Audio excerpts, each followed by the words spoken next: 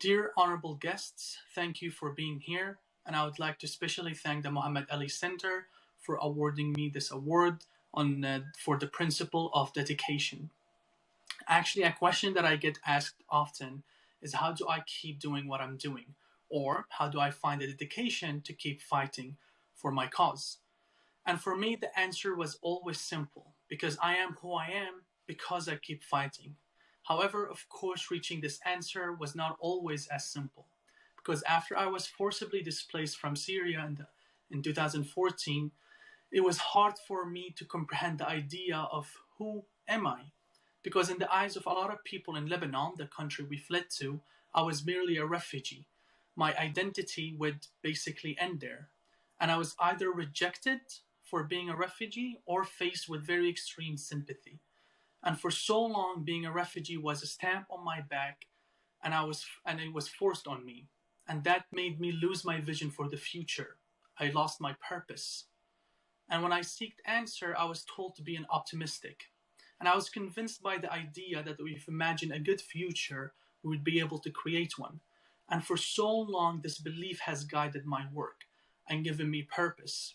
And that's when we started the school in the Syrian refugee camps in Lebanon with the belief that these children who attended our school would go back to Syria and we will build back our country.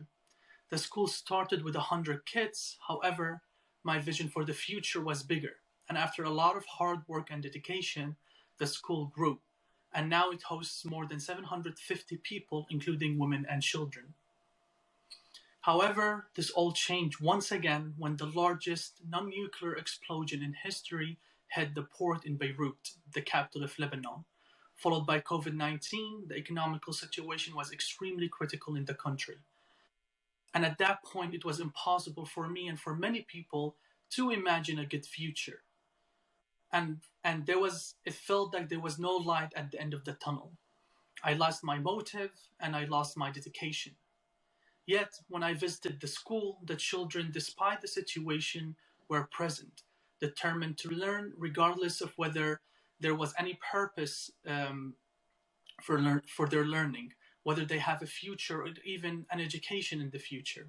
And when I asked them of where do they find this dedication to learn and to come to the school, for them it was very simple. They were happy. The school we built made them happy. And that was enough for them. Because happiness is so simple yet so valuable. And being a refugee and carrying a forced identity has taught me that the future is never certain. Optimism or pessimism does not have a place in my life.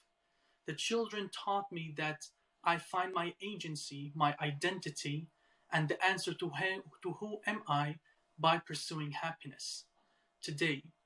And maximizing this happiness is the purpose. And we need to focus on the present and how to maximize the happiness today. And as Muhammad Ali once said, don't count the days, make the days count.